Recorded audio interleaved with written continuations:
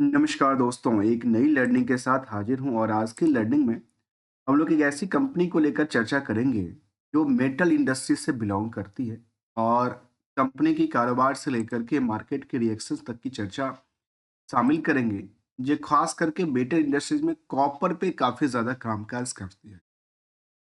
ये कहती है वेबसाइट्स के बेसिस की बात करूँ तो इनका जो कॉपर वायर का कारोबार है, वो चाहे वो रेलवे सेक्टर के लिए कामकाज करती हो, केबल इंडस्ट्रीज़ को लेकर देखा जाए, ऑटोमोबाइल को लेकर देखा जाए, such as the power transformer and solar sector आजकल बड़ा फ्यूचरिस्टिक सेक्टर बन चुका है, जहाँ पे इलेक्ट्रिकल्स और मोटर में इनका जो कहती है जो हमारा वायर जो है वो यूज़ होता है।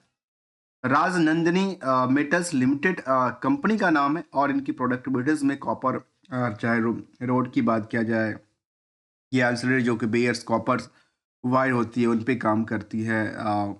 फाइन कॉपर वायर है इनके पास। ये तो उनकी प्रोडक्टिविटीज हो गया जहाँ पे यूटिलाइजेशन की बात भी उन्होंने मेंशन किया हमारा रेलवे सेक्टर से लेकर के और आजकल सोलर से लेकर के आजकल मोटर सेक्टर तक में हमारा इस कॉइल का यूज होता है। अब ये तो समझ में आ गया, लेकिन मार्केट की यदि हम स्ट्रेटजी को समझने की कोशिश करेंगे, उसमें ये देखा गया कि कंपनी की स्टॉक बहुत बड़ी नहीं है, स्टॉक प्राइस पे मत जाते हैं। यहाँ पे कहती है कि एक साल में निवेशकों के पैसे का जो वैल्यू था, शेयर की जो वैल्यू थी, वो लगातार गिरती गई। जब कोई शेयर की वैल्यू गिरती है तो अल्टीमेटली निवेशकों के पैसे की वैल्यू कम हो जाती है।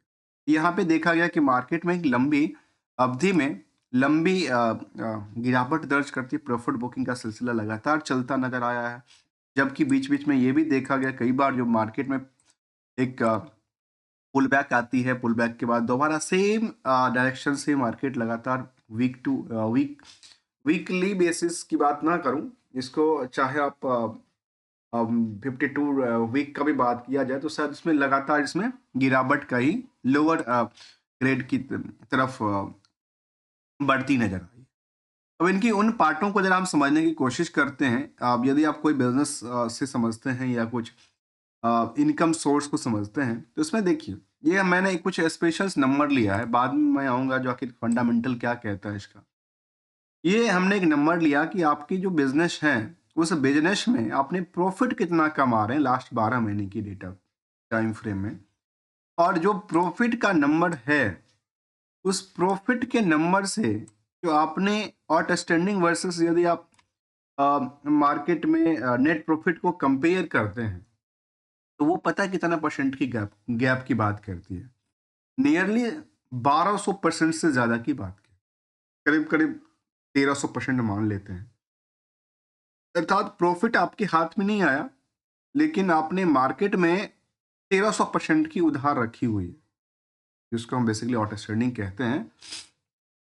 अब इनको लेकर क्या सेंटीमेंट क्रिएट करता है, जो रिस्क एनालाइज के लिए कहते हैं केवल 7 डेज के लिए, अर्थात 7 दिन में पैसा आती है, ये बात उन्होंने रखी है।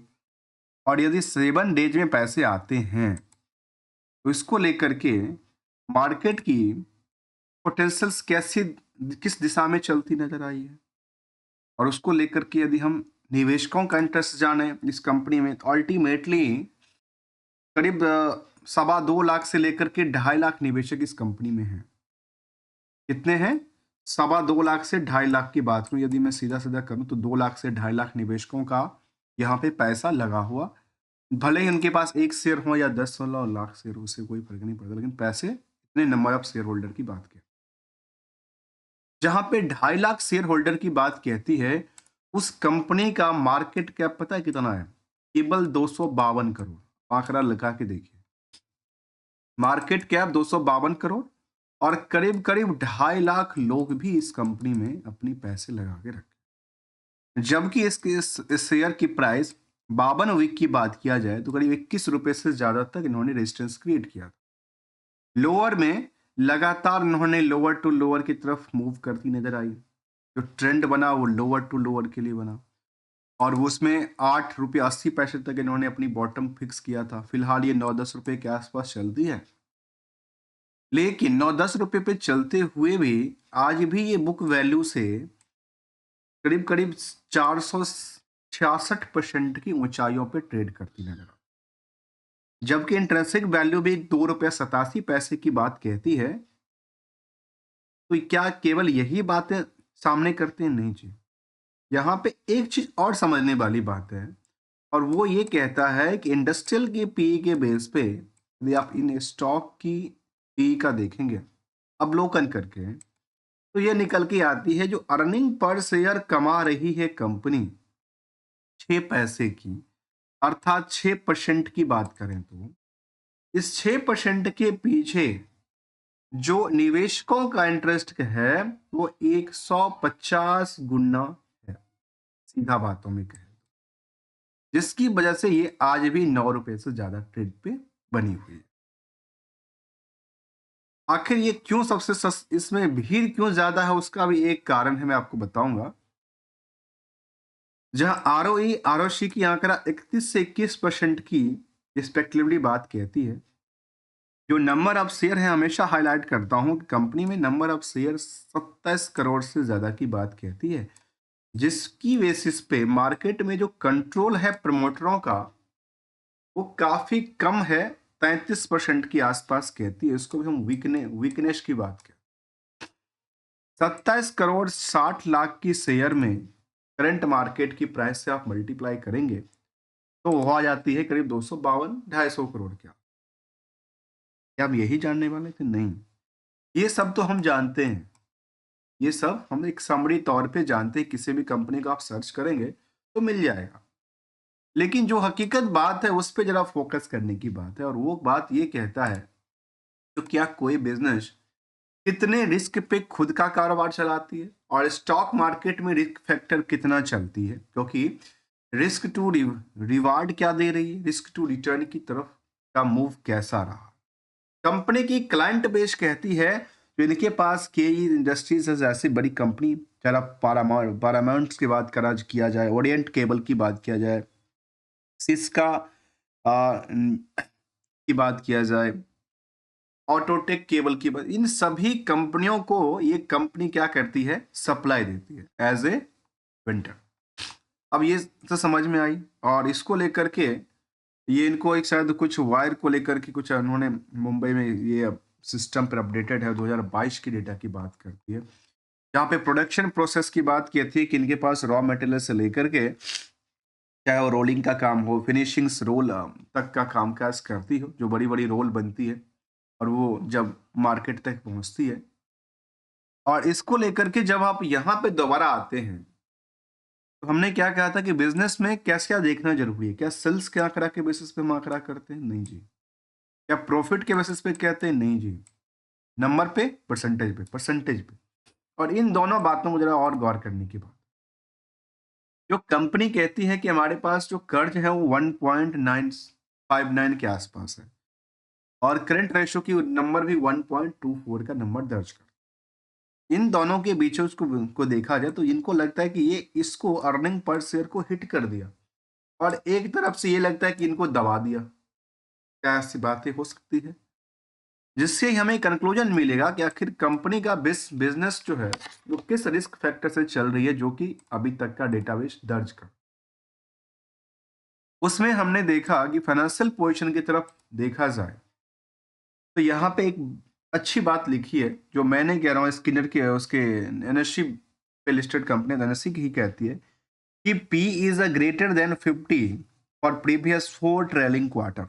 तो लास्ट 4 क्वार्टर से जो है ना, स्टॉक की पी में लगातार 50 तक की ग्रेटर की बात कहती नजर आई है, मतलब उछलता हुआ नजर आया पहले के कंपैरिजन।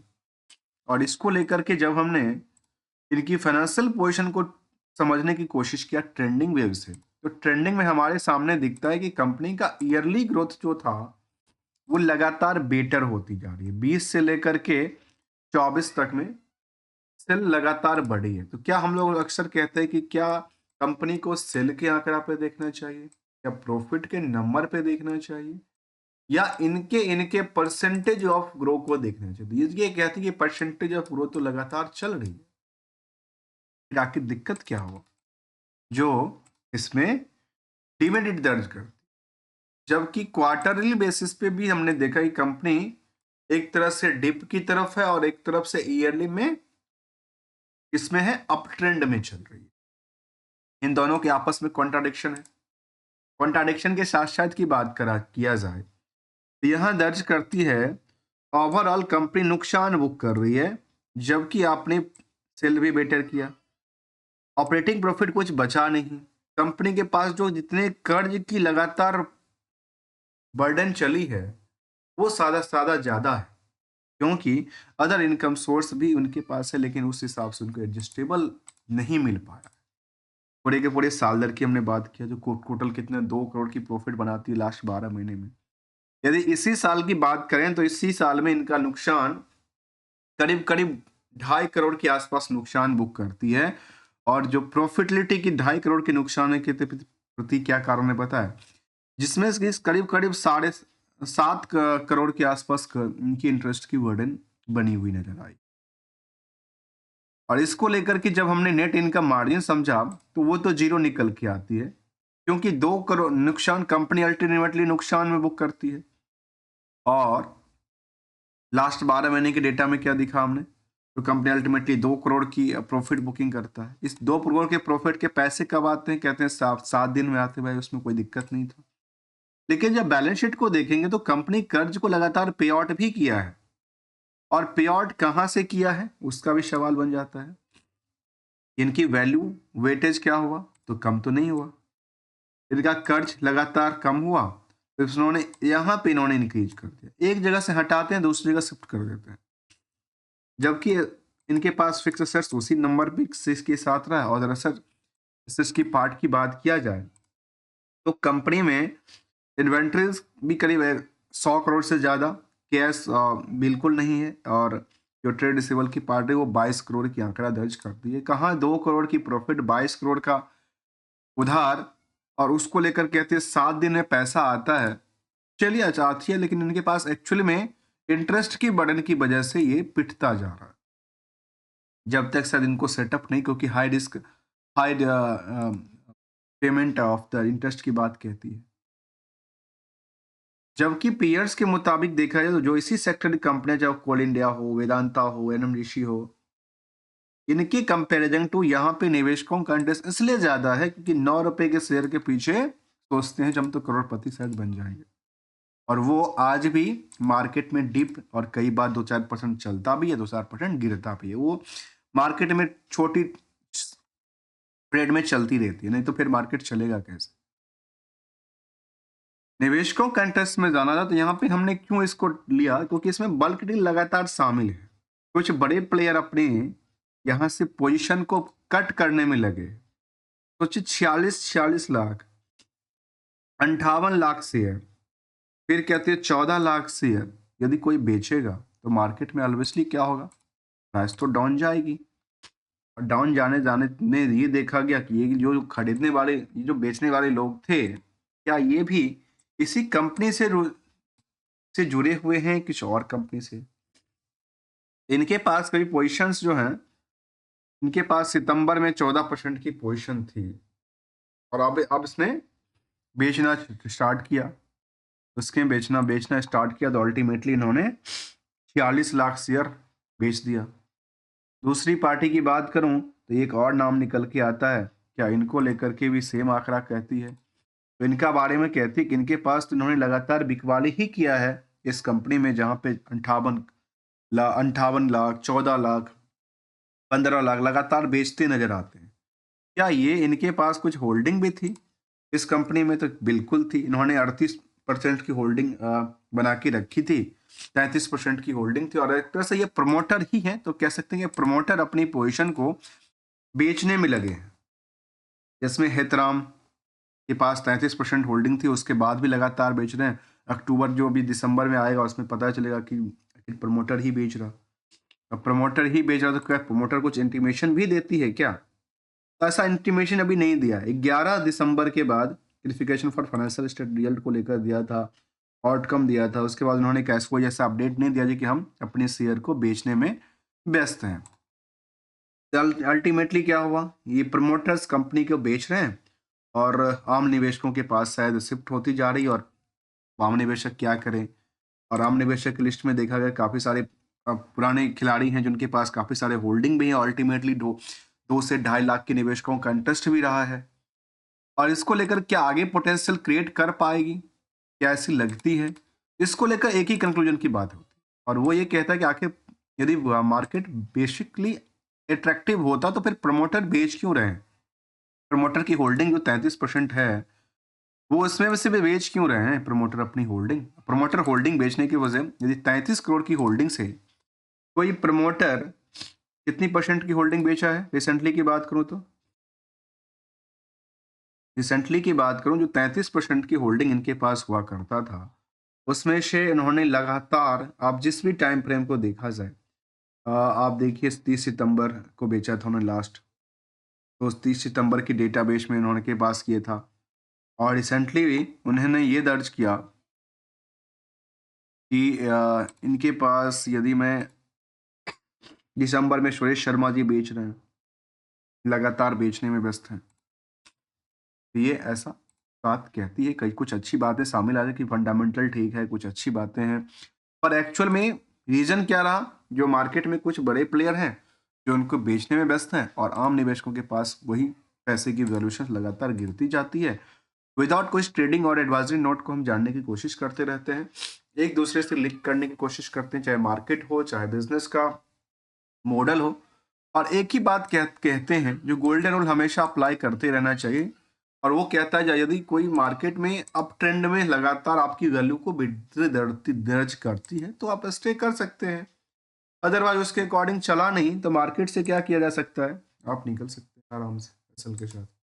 विदाउट कुछ ट्रेडिंग और एडवाइजरी नोट को हम जानने की कोशिश करते हैं, मिलेंगे कुछ नई स्टडी के साथ, तब तक के लिए थैंक्स फॉर द ज्वाइनिंग।